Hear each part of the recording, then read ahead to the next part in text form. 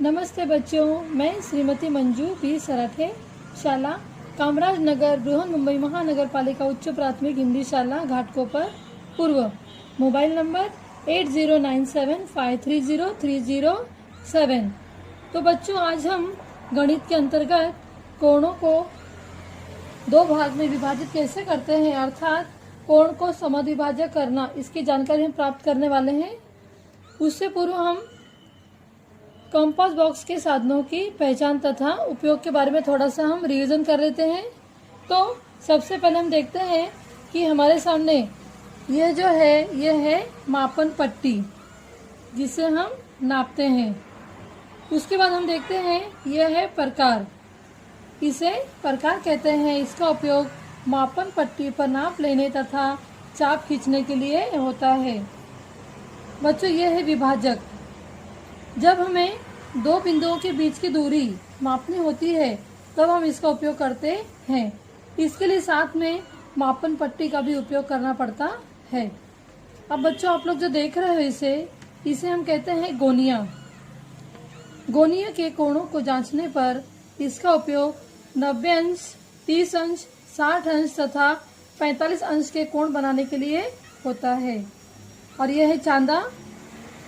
कोण बनाने व कोण नापने के लिए चांदे का उपयोग किया जाता है। जैसा कि आप लोग यहाँ देख रहे हो, आपने कक्षा 5वीं में भी बहुत ही अच्छी तरह से इसकी जानकारी प्राप्त की थी और कोणों की रचना भी की थी। तो चलिए हम आगे बढ़ते हैं कि प्रकार की सहायता से कोण के समद्विभाजक की रचना कैसे करते हैं।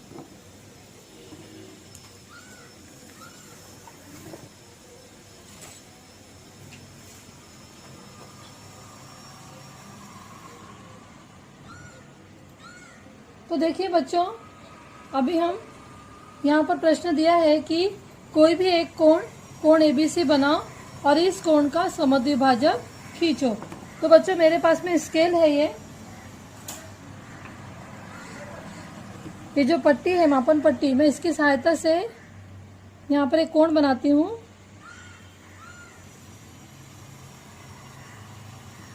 उसके बाद में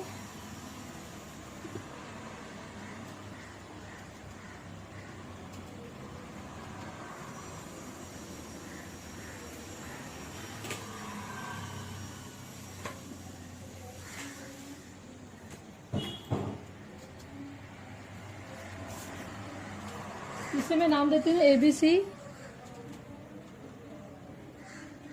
यहाँ पर हम बिंदु A लेते हैं, यहाँ पर B और यहाँ पर C।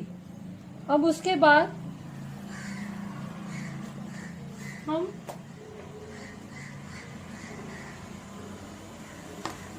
जैसा कि अभी भी आपने सीखा,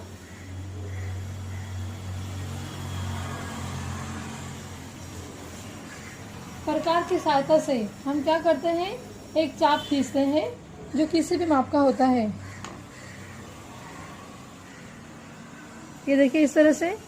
और ये जो नोक वाला जो भाग है वो हम B पर रखते हैं और एक चाप खींचते हैं इस तरह से। उसके बाद जहां पर यह चाप रेखा AB और रेखा BC को जहां पर प्रतिच्छेदित करता है, यानी कट करता है, गणित की भाषा में हम उसे कहते हैं प्रतिच्छेदित करना। तो इसे हम एक पॉइंट यहाँ पर देते हैं और यहाँ पर भी एक पॉइंट देते हैं जहाँ पर चाप ने काटा है। ठीक है, इसे थोड़ा सा हम और बड़ा कर देते हैं तो आपकी समझ में आ जाएगा इस तरह से।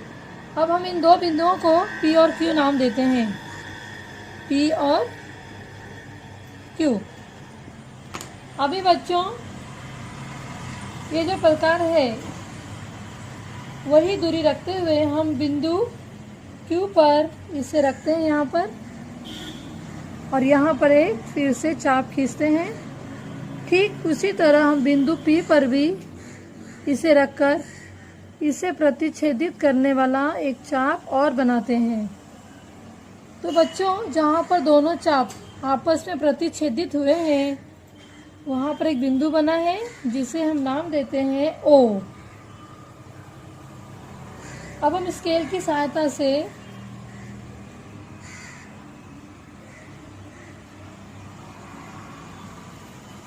बिंदु बी और बिंदु ओ को जोड़ देते हैं और एक रेखा खींच देते हैं।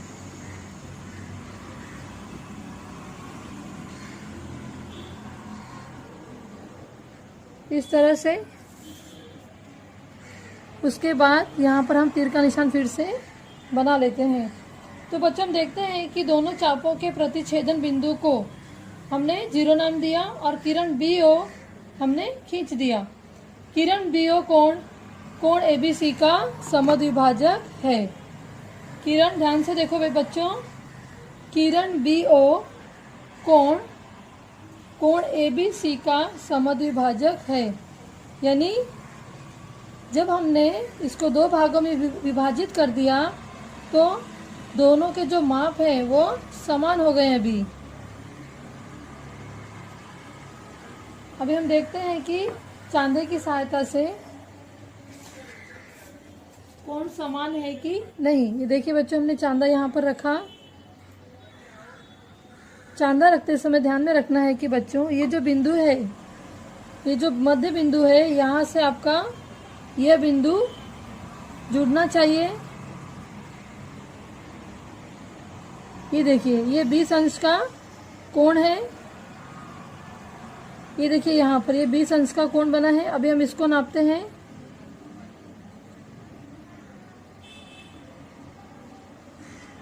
ये भी कोण 20 अंश का बना है। ये देखिए यहाँ पर। इसका मतलब हमने कोण एबीसी को समद्विभाजक कर दिया है, यानी 2 समान भागों में बांट दिया है। दोनों भी जो कोण बने हैं वो 20-20 अंश के कोण हैं। तो बच्चों आपको भी इस तरह से प्रकार की सहायता से कोण को समद्विभाजक करना है। बच्चों इस वीडियो में हम प्रकार तथा मापन पट्टी की सहायता से दिए गए कोण की माप के बराबर दूसरा कोण बनाना, इसके बारे में जानकारी प्राप्त करेंगे। यहाँ पर आपको एक आकृति दी गई है। नीचे दी गई आकृति में कोण एबीसी दिया है। ये देखिए बच्चों, ये कोण एबीसी है। उसी माप का कोण पीक्यूआर हमें बनाना है। तो हम देखते हैं कि किस तरह बनाना है। ओके, तो सबसे पहले हम मापन पट्टी लेते हैं और चूंकि हमें कोण पीक्यूआर बनाना है, मतलब कोण पी क्यू आर, हम इस आकृति में देखते हैं कि यहाँ पर बीसी को आधार लिया गया है। कोण एबीसी में बीसी आधार है, तो हम कोण पीक्यूआर में क्यूआर को आधार मानेंगे। और यहाँ पर हम सबसे पहले क्यूआर किरण खींच लेंगे। इस तरह से हम क्यूआर किरण खींचते हैं। उसे हम नाम दे देते हैं यहाँ पर क्यू आर। अभी देखो बच्चों, हमें नहीं पता कि ये वाला जो कोण है वो कितने अंश का है। तो सबसे पहले हम प्रकार की सहायता से एक चाप खींचते हैं। एक अंदाजे कोई भी एक माप ले लेते हैं हम अंदाज से, और कोण एबीसी के शीर्ष बिंदु पर रखकर किरण बीए तथा बीसी को प्रतिच्छेदित करने वाला चाप खींचते हैं। अभी हम यहाँ पर शीर्ष बिंदु बी पर रखकर एक चाप खींचते हैं। देखो बच्चों, इस तरह से हमने ये चाप खींच दिया है। अब हम इसी माप को ऐसे ही रखते हुए बिना हिलाए ठीक बिंदु के ऊपर रखते हैं और यहाँ पर भी ठीक इसी तरह का एक चाप खींच लेते हैं। जहाँ पर हमने कोण एबीसी में चाप जिस बिंदु पर किरण बीए को काटता है उसे हम नाम दे देते हैं डी, तथा किरण बीसी को जिस बिंदु पर काटता है या प्रतिच्छेदित करता है उसे हम नाम देते हैं ई। तो बच्चों देखो, हमने जिस माप से हमने यहाँ पर चाप लिया उसी माप से हमने यहाँ पर भी चाप लिया है। तो अभी हम क्या करेंगे, बिंदु ई पर नोक रखते हुए बिंदु डी तक इसको हम नापते हैं इस तरह से, और इसी नाप को उठाकर हम जिस तरह बच्चों ने यहाँ पर नाम दिया उस तरह हम इसे यहाँ पर भी नाम देते हैं। इसको हम नाम देते हैं टी। हमने ई पर इसको रखा और डी तक का हमने नाप इसमें ले लिया। अब हम इसी नाप को बिंदु टी पर रखकर इस चाप को प्रतिच्छेदित करते हैं जो हमने पहले बनाया था। अब बच्चों हमें फिर से यहाँ पर एक बिंदु मिलता है जिसे हम नाम देते हैं एस। तो अब हम क्या करते हैं, बिंदु Q से हम S की तरफ एक किरण खींचते हैं, दोनों बिंदुओं को मिलाती हुई। यहाँ पर हम तीर का निशान बना देते हैं और इस तरह से हमें एक नया कोण मिल जाता है जो है PQR। जैसे यहाँ पर A नाम दिया है ABC, उसी तरह हम यहाँ पर नाम देते हैं PQR। ठीक है, तो अब हमें देखना है कि वास्तव में यहाँ पर जो कोण ABC था ठीक उसी के बराबर कोण PQR बना है कि नहीं। तो हम चांदे की मदद लेते हैं और चांदे को इस तरह रखते हैं कि उसका जो मध्य बिंदु है, ये वाला मध्य बिंदु शीर्ष बिंदु B पर होना चाहिए। ये देखिए, तो बच्चों हम देख रहे हैं कि यहाँ पर ये 60 अंश का कोण बना है और जब हम बिंदु Q पर कोण मापक को रखते हैं तो देखते हैं कि यहाँ पर भी 60 अंश का कोण बना है। इसका मतलब ये हुआ कि हमने जो आकृति बनाई है वो बिल्कुल सही है।